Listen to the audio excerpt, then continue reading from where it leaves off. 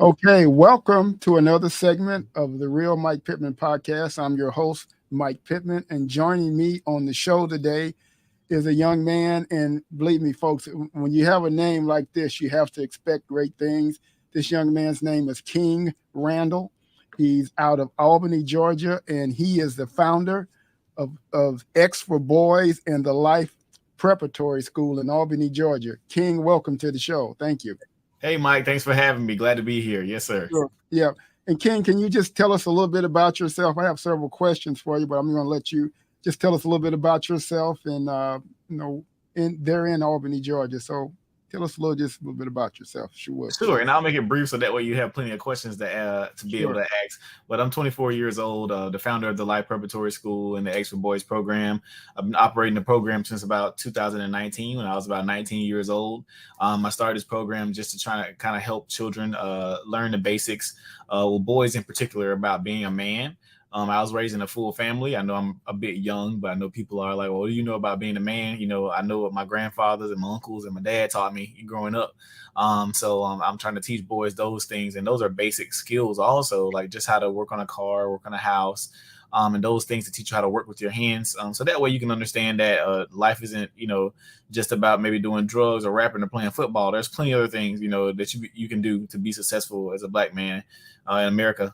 And that's some of the things I started teaching them. I started doing workshops, teaching them how to change oil and brakes, teaching them how to paint, teaching them how to change toilets, and then also teaching them how to read. We have a big problem with that here in our hometown with our students not being able to read.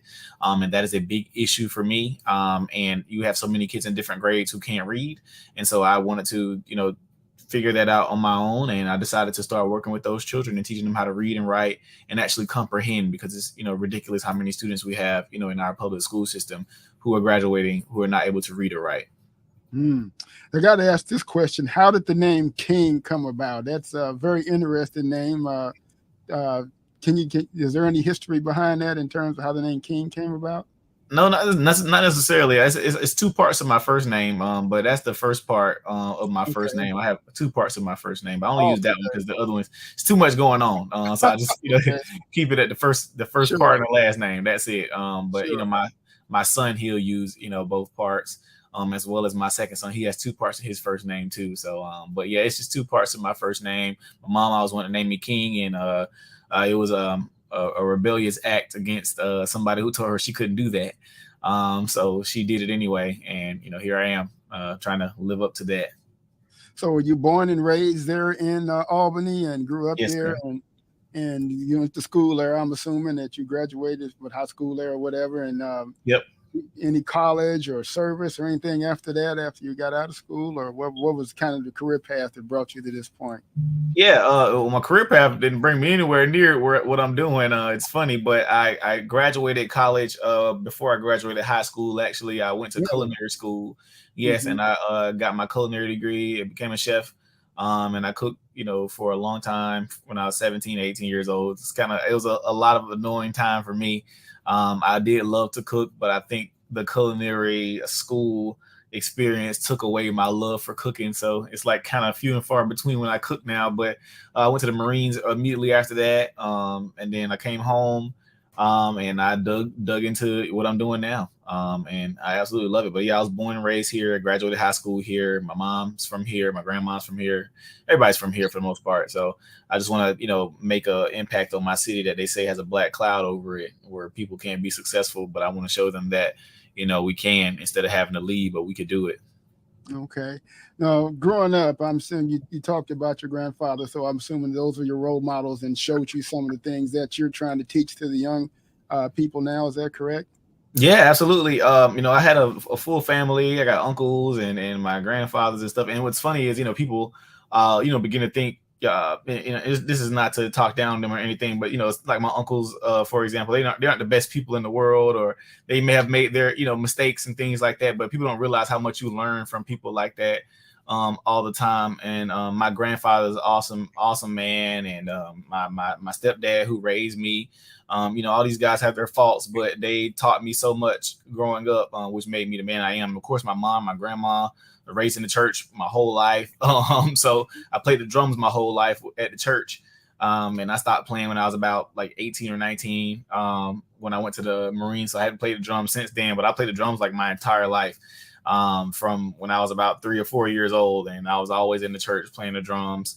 But that's how I was raised, with my granddads and uncles, and the guy that lived across the street from us, and the deacon that stayed behind us, and the guy down the street, that taught us how to lay bricks. We had a true village in our little neighborhood. And all these guys, had an impact in their own different ways. And that's kind of, all them pouring into one person, helped me to be who I am. Yeah. Tell us about the facility that the school is housed at. How did that come about? And tell us a little bit about that, how you acquired that, and what gave you this idea to use the facility that you are using. Sure. Yeah. We started out at my house about 4 or 5 years ago. We started in my house at the time, and we started in my dining room. And it was just a small idea at the time, just to kind of help kids. And then fast forward from there, I was discovering that those kids didn't know how to read, and I decided that I wanted to open up a school one day. I told them I didn't know how I was going to do it, didn't know who was going to get the money from, but we was going to figure it out. And that's what I did, over time. I got on social media and started posting, and, next thing you know, we went viral on socials, and we started raising money, and we raised money, and, we tried to buy something from our local school system. That didn't work out. God gave us something bigger and better. So we were able to open our school doors last year, 2022. We opened our doors to our school. We also we bought this building that I'm in. It's our office building. We bought this building back in 2021.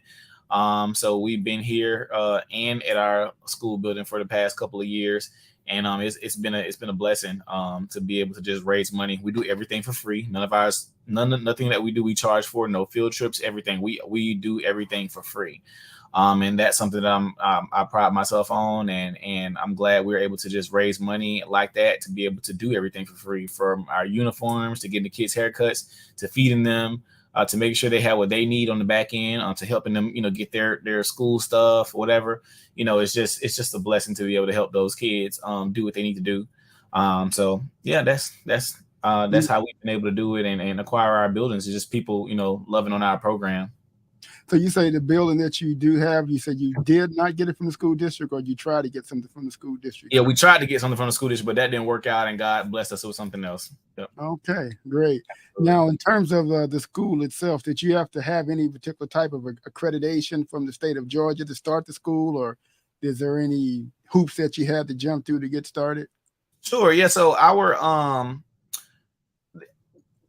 we use Georgia Cyber Academy for our online schooling. So the students attend Georgia Cyber Academy, which is an accredited online program, which allows us to be able to house them with us and also teach what we want to teach while they're also in an accredited online program. So until our school acquires accreditation on its own, we use Georgia Cyber Academy, and that's for anybody who's watching, who's asking how can they start a school like mine. We simply always say, you could find a free online homeschooling platform in your state, and you could gather students up in however you decide to do it. And you can make sure those kids are getting their lessons and they don't have to go to the public school system. We're able to have them here. They do their classes during the day. They have a couple breaks during the day, and we do our thing. And when they're out of school, we have them for the rest of the evening. So it's fairly easy to do, actually, and it's free. You don't have to pay for it. It's a free online program. So I know a lot of people think it's a lot of money that it takes to start these programs and things like that, but it's truthfully not. Now, if you want to go my route and get buildings and stuff, then yeah, sure. But for those of you, who just have your house and maybe a couple of your friends have the same idea, you guys gather together and make that happen. It's truly very easy because they have so many free ways for you to be able to do it, but you have to be able to get you a group of people around you, that can help you with this stuff, because you're not the only parent who wants to homeschool, but a lot of them feel alone. If you find a couple of people who are saying, man, we don't got no help, with our kids, etc. It's 8 of y'all have help, so make it work, together. And that's how you make that work, and make that homeschooling program an important thing. So that's how you can make that happen. Now, in terms of your students, how do you recruit your students, or where do they come from? Do you just kind of word of mouth, and you guys take anybody and everybody that wants to be a part of your system? Yeah, we don't really care who comes. Most of them are from our hometown, and then you have some who come from out of town. But for the most part, they're in our hometown, and our programs are pretty hot commodity in our hometown. So it's really not hard to recruit at all. I mean, it's as simple as, saying, hey, slots are open and people are, jumping in the door because they love what we do, and the program has spoken for itself. So that's kind of how we recruit for the most part. We don't really even have to anymore because we've been able to build such a good reputation with our program. Yeah. So how many students do you currently have enrolled in the school right now? We have 9 students in the actual boarding portion of the school, and then we have about 40 to 50 children in the after school program. Okay. As far as the curriculum that you guys teach for the school, I know you talked about, I guess, some of the hands-on stuff like how to change your oil and do things like that. But from the classroom type stuff, do you guys, kind of also do like the 3 R's, reading, writing, and arithmetic, as they say? Of course. Yeah, the kids don't know how to read and write anymore, and then that's just being direct. They don't know how to read and write anymore, and that's something that we make sure happens because it's not happening at the schools anymore. It's not happening at home anymore. So we try and make sure that happens with us, because you cannot become a successful citizen and a successful, human being or a successful man if you don't know how to read and write. Those are the basic things.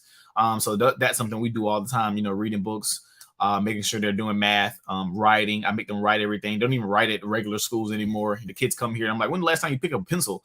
And they're just like, I don't even know. Like, we do everything on laptops now, and it's terrible because the kids are writing like they're text messaging and writing LOL and acronyms for stuff. It's terrible. But got to get back to writing. So that's something we believe in wholeheartedly because we've lost our mind with a lot.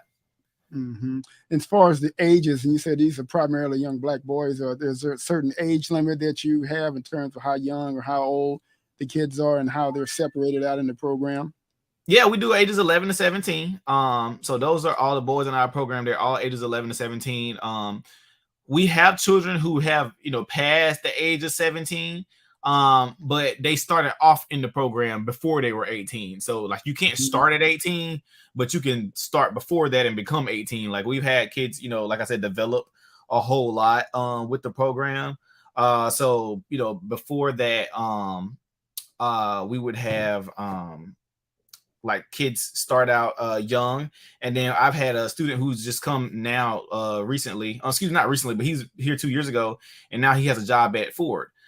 Because he started out, wanting to sing and rap and things like that. And I taught him how to work on cars and things like that. He graduated high school. After he graduated high school, he went to the local technical college and was like, I want to work on cars. This is what I want to do. And he went and got his degree and, his certificate. And he got certified in auto mechanics, and he has a job at Ford and working on cars now. And he wants to go back and become a diesel mechanic, so he can work on semi trucks and things like that. But that speaks to one of our success stories here, and we're going to do a big story on him soon. It'll be on our social media sites. But yeah, he developed just from being with us for quite some time. But the kids, they can start off younger and they could age out if they like, but they just can't start at 18. So. I know it's a young program, but have you had any of the kids that have been through the program that come back and have actually helped you at the school in terms of maybe doing any type of teaching or counseling or, motivational type things? Yeah, we've had kids come back, a lot. Actually, we've had kids come back and, say hey, I want to come help. I got one of my kids, he's in college now. He's at Savannah State, but every time he has, a break, he decides to, come back. And that's something that we love. Yeah. What has been the mood, if you will, of the power structure in town or the school systems? How well have you been received? Have you had roadblocks that they've thrown up because maybe they don't want to see this program, or does it maybe even shame them in terms of the way that the kids are being taught in terms of they can't read or write? I've had a lot of pushback per se because it's something new. And it's something that is not wanted by the elites per se, because we're actually trying to change things. And when you're actually trying to change things, people don't want to see actual change. And a lot of them benefit from and they benefit financially from the city being in turmoil. When you're applying for different grants, et cetera, you have to say, hey, this percentage of students are not able to read, so we need X amount of money, because those kids can't read, and we need this amount of money because this crime is happening and this poverty is happening, or what have you. But it's never, we need to actually change. So they keep applying for these grants every year, et cetera, and they benefit again from the city being in turmoil. So yeah. So what is the racial makeup of Albany in terms of the number of blacks that live there, and the population, total population? It's 77% African American. Okay. And then I'm assuming that you have an African American mayor or the particular type of form of government that you have. I'm assuming that. Most of the makeup of the commissions are black. We just got a white mayor, literally just got a white mayor a couple of years ago. But I mean, he's awesome. We've only had issues with our black people who've been elected, or even the last thing we just tried to get pushed. Our chairman of the county commission said no to what we were trying to do. He's black, but every time we're trying to get something pushed through here, it's always the white people trying to help, try and get things pushed through. It's like all the older black people here just refuse to want to see anything change on a serious note. So that's where we are. Yeah. And I know that's probably something that you have to combat. And I've heard that story in other parts of the country where the old guard, in terms of this is the way we've always done stuff, but it takes, people such as yourself, that are visionaries and, look at the glass as being half full as opposed to half empty, and really have a heart and to care about the community and care about the kids. So I commend you on what you are doing and the changes that you're trying to make. When you talked about your funding sources and you talked about everything that you basically do is through fundraising and donations, how can some of our listeners out there, how can they donate to your organization or become a part or do some things that can help you out? Yeah, sure. Our website is thexforboys.org. That's THEXFORBOYS.org. That is how you could, contribute. That is how you could go see what we're doing. That's how you could go see all of our photos and pictures and videos, and all the stuff that I just mentioned is on the website for you to be able to see. Our staff is on there, our board, everything that you want to see about our program is on the website at thexforboys.org. Or you can follow me on social media at New Emerging King on all social platforms. Okay. So when you talked about your teachers, tell us a little bit about your staff in terms of your teachers, how many you have, and, where do they come from? And I guess they volunteer as well. Sure. Yeah. Our head mistress, her name is Alexandria Van Dyke. She's a graduate of the University of Georgia. She has a master's from there in education, and she's been helping, the program for about 3 years. And, we decided to make her head mistress when we first started the school, because that is her wheelhouse. That is what she does, and she makes everything happen for us. And on that end, and of course, we have our tutors who come in and out, and then we have our male staff that comes in along with me to kind of make sure that, and they're all from here, born and raised, just to make sure that the boys have a good amount of male presence around. But we also have female staff too, who just make sure that the kids have a listening ear and somebody to talk to, and maybe somebody to cry with, etc. Because we want that balance there for the kids. So that's kind of what we had, the dynamic that we have. Yeah, I know you talked about field trips and taking the kids out. What are some of the things that you try to expose them to in terms of taking field trips, or maybe some of the people that you would like them to meet that can actually help to motivate them to to move forward? Yeah, we've taken many different field trips, a lot of field trips, a lot of field trips, many different places. Give me 1 second. I'm sorry. Is it this editable? Okay. Yeah. They make right noise. Yeah, no problem. Hey, who is that?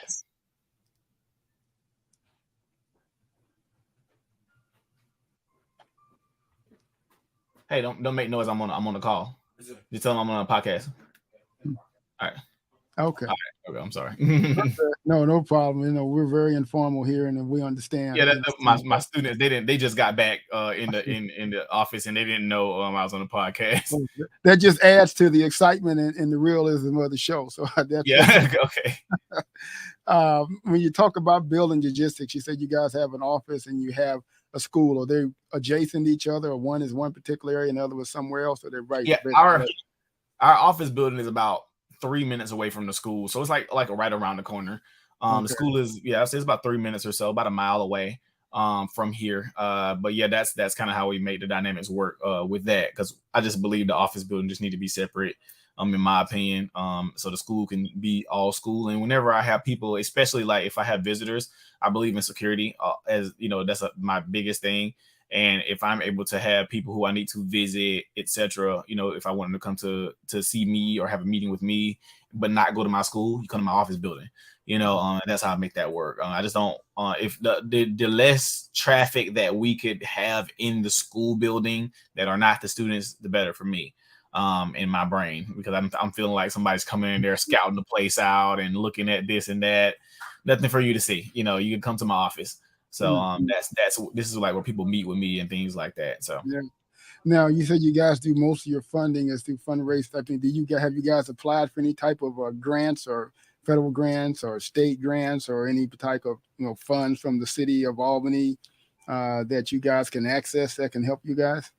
Yeah, we hadn't really applied for any grants or anything. My only issue sometimes with applying for grants is like they want their hands in so much. And they kind of want to dictate this and that with grants. So but there are grants that I know would be beneficial to us. I just hadn't had a chance to just really dig into what works. I mean, what's been working for us right now is people giving. So it's been doing wonders for us. Again, people just love our program. So that's what's been working for us as of late. But definitely want to look into applying for some grants for our students and for different activities that we want to bring to the program. Yeah. Now you talked about your board. Tell us about the makeup of your board, and maybe who are some of the members on there that maybe we probably wouldn't know, but how did they come across getting affiliated with you?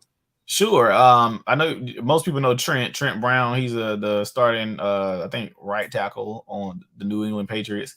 And then you have Jameer Jackson. He's the CFO of AutoZone Incorporated. And then you have Travis Cochran. He's the CEO of the Historical Black University of Creatives in Atlanta. You have Hovain Hilton. He just passed away in November. He was on the board, but he just passed away. Then you have Patrick Kleins in Florida. He's the CEO of the Fritz Dog Kennel, and he's a board member also at the University of Texas in San Antonio. And you have Bill Brown out of Mount Dora, Florida. These men make up our board. They've been affiliated for quite some time before we became a true program and had all our ducks in a row. They've been helping and trying to figure out how they could, best make this thing thrive. So that's who our board is made up of. And most of them are from Albany, actually. Trent is from Albany, which is crazy. But Trent's from Albany. He's a Super Bowl champion with Tom Brady. He's blocking for Brady. And then Travis is also from Albany. Jameer spent about 10 to 12 years here in Albany. And then Hovain's the only one from Atlanta. He's not from Albany. And Mr. Patrick, he's from Houston, Texas. And Mr. Bill's from Florida. But for the most part, the board makes up of people from Albany. Yeah. In terms of working with maybe some of the fraternities, do they interact with you all? I'm thinking of like, the Alphas or the Omega Psi Phi or any of those fraternities. Do you interact with them and they provide any services for you all? Now we hadn't had any true interactions or anything like that. Not as I know some, I know some alphas and things like that, but we hadn't had like any direct relationship with the fraternities directly. Yeah, I know they do a lot of things in the community and trying to help youth too as well. Mm-hmm. So isn't there a college in Albany State, right? In Albany? Yep. Albany State University. Is that a HBCU or just a regular state college? It's a HBCU. Okay. Yeah. Now, when you talk about some of the things like working on vehicles and doing housing, I guess, tell us a little bit about what that entails. You talked about, changing the brakes and changing the oil, but from a housing standpoint, do you guys maybe go fix up houses or help out in the community and individuals in need certain things done like that? Yeah, sure. Yeah, we do free breakfast. We've done free haircuts. We've done we change people's brakes. We change people's oil. And I use people's cars as projects for the boys. We changed alternators, radiators. We've changed people's toilets. We painted. ceiling fan replacement. I mean, a plethora of things, changing, pipes in the bathroom, and many different things. We've done a lot. We've done fencing. We do firearms training. We Oh, do, really? yeah, we do quite a amount of the things with our students. Hmm. Yep. Tell us a little bit about the firearms training. I'm intrigued with that. Sure. Yeah, we do firearms training with our students. I firmly believe that every child will learn how to use firearms, especially boys, whether that be from me or from the streets. And we always tell the parents, we'd rather them learn from somebody who has some sense and who knows what they're doing, and teach them how to respect the weapon. That's important. It would behoove anybody to teach their children about firearms and for them to learn themselves. This is not a society where you should act like guns don't exist. They do, and you should know how to use and operate them just in case you come into contact with one, or if your child comes into contact with one. That is important. And I think it would be smart of anybody to make sure that happens for their kids. Even my son's, he turns 5 in January, and he'll be learning about firearms and what they can do and how they can hurt and what to do if you see one, etc.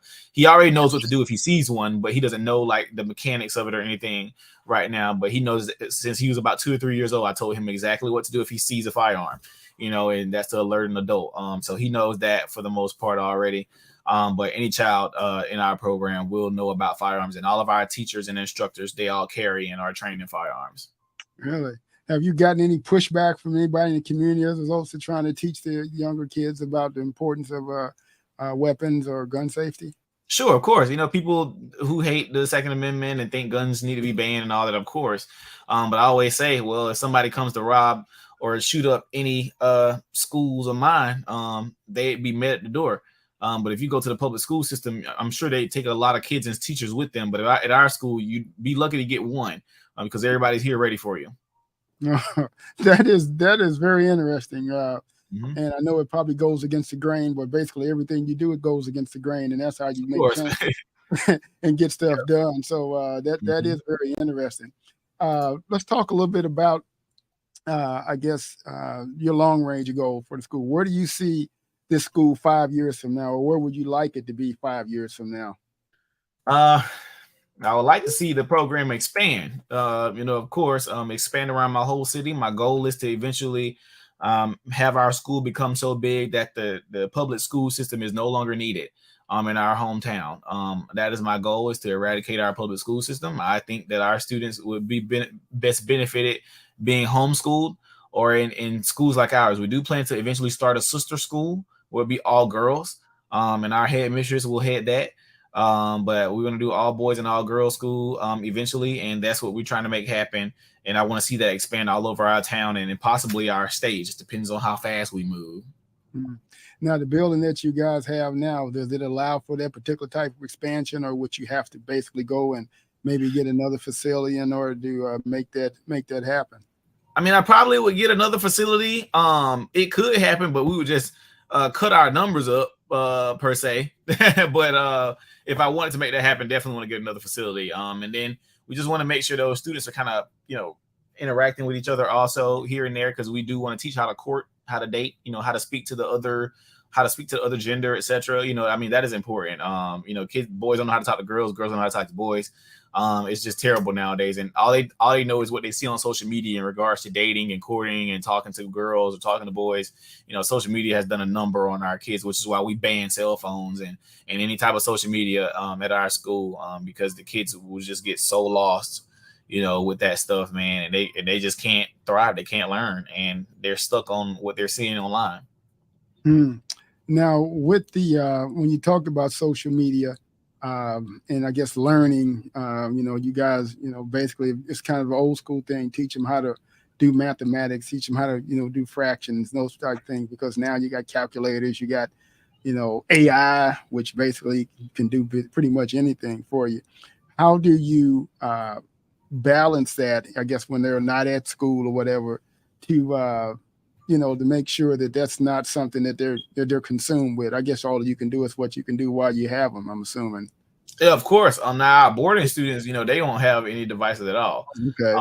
So if they're boarding with us, bye to the cell phone. But we're not going to say, we're going to be archaic and never teach them about technology and stuff like that. We're going to teach them how you make funds from that. Obviously, as a man, you need to make money. So we're going to teach them how to utilize these different platforms to make money. We're not on here to be the consumer. We're on here to make money. I tell them that all the time. We're not on Facebook to be on there talking to our friends. We're on there to make money. We're not on Snapchat to be snapping. We're on there to make money. I'm telling them, like, you utilize these platforms to make you some coins. That's what you use them for. You're not on there to be on there just taking pictures and showing off and all that crap. I'm just like, no, be a grown man and go in there and make you some cash for your family. That's what you want to go do. I said, these influencers that you watch all the time, like Mr. Beast and all these guys that be telling me about on YouTube, yeah, they making tons of money off of you. You know what they doing every day? What you could be doing. Making videos, doing stuff, being consistent. All that stuff is how they make cash. I'm like, these guys making millions of dollars just with a camera on their phone. That is it, and making you watch it, So again, you could be that same person, but it comes with consistency. I show these guys, their platforms. I'm like, man, these guys took so many years to get big, but they stayed consistent. They stayed, dedicated to what they were doing. They didn't just think they're going to wake up and then be famous or be popular on social media. They had to work for it, and that's what I'm telling the boys. It's just like, you guys have to learn to be consistent with what you're doing. Even like with what I was doing, it took me 4 or 5 years to really get where we are, and we're still not all the way there yet. Like, we're in a good place, but we got more time. Like, you just gotta want to work and be consistent, So I've been doing this since I was 19. I'm 24 now. I can't grow no hair up here and everything, but consistency, So that's how you make it work. Yeah. So when you talk about entrepreneurship, this seems to be a very important part of your program and the things that you do. How do you maybe talk to the kids about entrepreneurship in terms of some of the dreams and things that they have and how to go about obtaining them? I know you just talked about the camera or whatever. Or somebody says, hey, I want to be a neurosurgeon, or I want to do, how can you prepare them to move into, from an entrepreneurial standpoint, not so much a job, if you will? And I think some of the things that you talked about kind of touch on that, though, but maybe expand on a little more. Yeah, absolutely. The first thing you do is be honest with them. For those who say they want to play football and do all that stuff or be a YouTuber and all that. And I'm just like, are you willing to get up at 4 o'clock in the morning and put up shots like Stephen Curry doing? You're not going to the NBA. Are you willing to get up and do exercises and do drills when you're not at practice, with everybody else? Are you willing to get up and practice by yourself? If not, you're not going. Are you willing to get up in the morning and go study and record videos and make sure you get the right equipment and all that stuff like these YouTubers are doing? If you're not going to be a successful YouTuber. I'm like, you have to put in the work ethic. These guys have work ethic. It may look like they're having fun and it may look like they doing little funny stuff or whatever like that, even though they may be doing that, sure. But they have to work, have work ethic to do that stuff. I'm like, you can't just do it and get up and think you're just gonna work. People are like, oh, why are you trying to crush their dreams? It's not crushing their dreams, it's being honest with them. You have to have work ethic. You're not gonna wake up and oops, I became famous. Oops, I became the best. No, that's not how it works. You have to work for it. You have to train like nobody else trains. You have to work like nobody else works to make it happen. So that's how I've been able to be successful. What I'm doing, just doing stuff that nobody else is doing and making it happen. And that's what I believe is important. And that's the only way you're going to become successful. Like for kids who told me I want to be a surgeon. Okay, what's stopping you from going ahead and watching videos on YouTube and reach? What can you tell me about neurosurgery right now? Well, it don't seem like you want to be a neurosurgeon to me, because I know you're on YouTube looking at other stuff. It's neurosurgeons on Instagram, neurosurgeons on TikTok, neurosurgeons on YouTube. They're all doing stuff. You don't know none of the lingo, none of the verbiage, nothing. You can't tell me you want to be a real neurosurgeon and you have no idea what goes into that already. You don't have to wait till you go to college to figure that stuff out. You can know that stuff already. So again, these are things that these kids need to be told. For any industry they want to get in. If you're not studying that industry already, you don't have the work ethic already. You got to already be looking at that stuff. I'm just like, you want to be a contractor? Why aren't you already looking at videos or asking your dad to go to Lowe's and buy you 2x4s for Christmas so you can, cut some wood or buy you a saw, like anything. Just, you have to make it work. You have to want it, but if somebody else wants it more than you, you're not going to get it. You're just going to end up being a bum. And that's just being honest. It's just being honest with our kids. It's not, anything else but your mindset that's going to hold you back. You have to figure it out. and you got to want it for real. Even with some of the places that we are, I always tell people I think that the school could be more successful if I had more work ethic sometime. Like, even though I do work pretty hard, I still think I could go harder. I'm just like, if I were to wake up a little earlier, if I were to stay up a little later, if I were to get that email answered, or if I were researching a couple more things, whatever like that, I could have made our school more successful. So again, that's being honest and taking the personal accountability, with things that you're doing. So because when people see us, they're like, oh man, this is so awesome. I'm like, yeah, but we could have been way further if I had did this and that, and make sure this was in order and that was in order, but that's how you have to be to make things work. You have to be honest with yourself and want to put that work in. Yeah. How do you interact with the parents of the students? How involved are they in the education aspect, and in terms of their cooperation, getting the kids there, things that need to be done there? How active are the parents? Yeah, the parents are active for the most part all the time, I would say.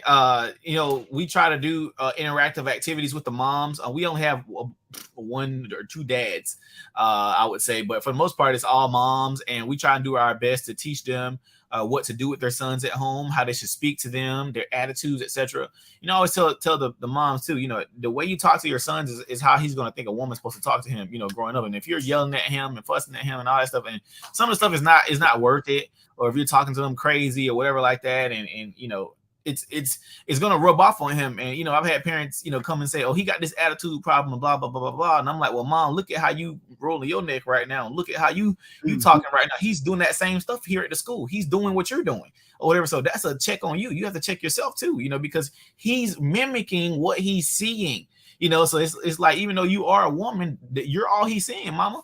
So you're going to have to do better yourself, so we try to, have those type of conversations with them, and they're always all for it, because I don't ever, like try and ridicule them or anything like that. I just talk to them, because they do want to be better. And I already know, if you decided to send your child to a boarding school in the same city that you live in, I believe you want the best for your child. If you were able to admit and say, look, I think I could get some real true help with my son, and send him to a boarding school, I wholly believe, I think that parent is willing to work on themselves. And that is what we do. We try to make sure those parents get what they can, get what they need, making sure their credit is good, trying to send them to people to help them make money. We do grocery giveaways.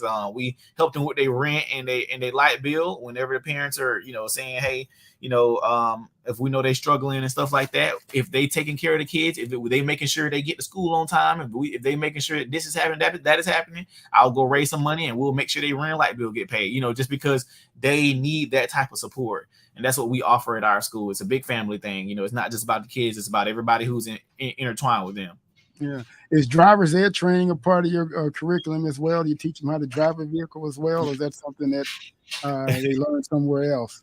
We've been wanting to implement that. I've taught like two of them how to drive, but it isn't like a part of the curriculum yet. But we want to implement that, especially when they turn like 15, 16 years old. I want to get some type of accredited driving course that they could do with us. So that way they could get their, license and things, and make sure their parents' insurance stays cheap.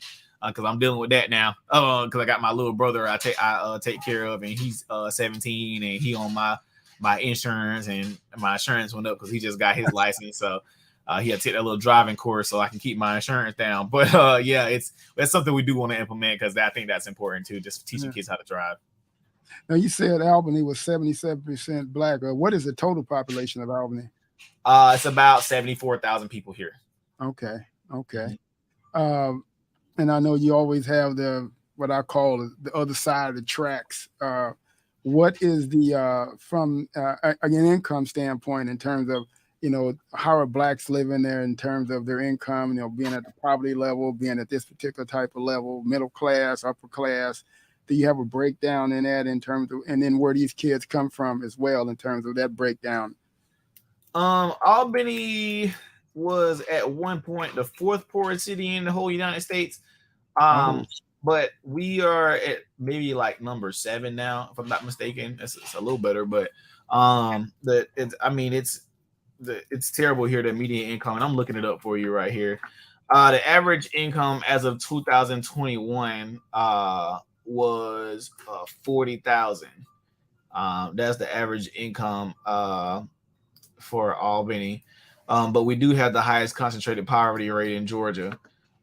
So we ain't doing too well here. But and the poverty rate is 28.46%. So that's kind of what we deal with here in the city. And the kids obviously are affected by that because their parents are constantly working and trying to constantly make money. And I mean, to be honest, I don't know the first person, that has just $500 saved in a savings account, and that's a very, very small amount, but that's how people live here in the city of Albany. And we're trying to change that through our kids and through our students and through our sons. I believe we could fix that, teaching them how to work together, teaching them how to open businesses, teaching them how to actually make good money and pour that back into your hometown. I believe that's how we could be successful in Albany. We just have to be able to change it, through the youth. That's the only way I think we're going to change it, even with just getting them to run for different positions, getting them to be doctors, judges, lawyers, accountants, mailmen, etc. That is how you change the dynamic of your hometown. Yeah. In terms of individuals maybe that have come down and wanted to tour your facilities, do you do a lot of tours? People are interested in finding out more about you and coming to see, be nosy, I guess you can say as well. But yeah, they just sign up on the website. Whenever we have tours open, people can sign up on the website. It's on your dime to fly down here or drive or whatever. But we've had plenty of people, come in and visit and tour our facilities and tour our school. Yeah. We have people come from all over to see what we're doing here in Albany. Yeah, I'm sure they got to be impressed when they come and see exactly, you're just taking a little and making a lot out of it, and right. that's very important. That you're doing that and that you're giving back to the community. Just a couple more questions for when we're talking about Albany again. What is, I guess, who's the major employer there or the major industry there in Albany? We have Miller Brewery here. We have a Marine base here. We have Procter & Gamble, and we have M&M Mars. They make combos and stuff like that. But those are some of our main industries here in Albany. Okay. But most of the people that work at those places, they don't even live here. They live like 20, 30 minutes away. Actually, they don't really hire a lot of people that actually live in the city.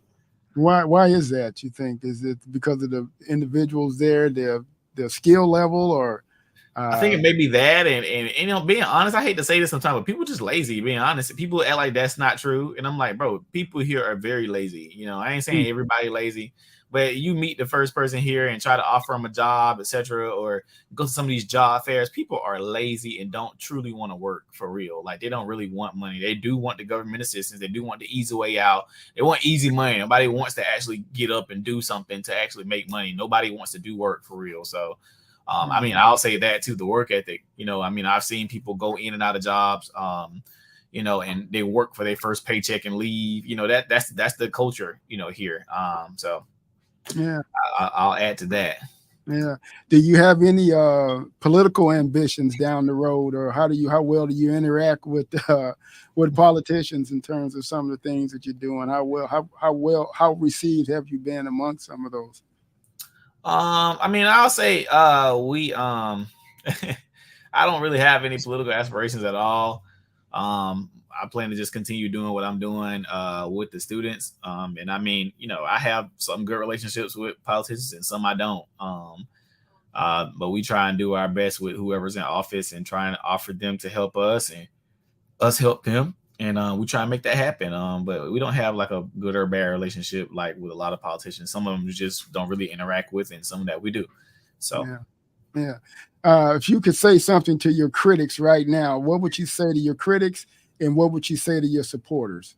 I appreciate the critics. I appreciate you all, because you just make me want to go harder. And to our supporters, we just thank you so much, because again, none of this would be happening at all without our supporters. Our supporters are what truly make our organization what it is.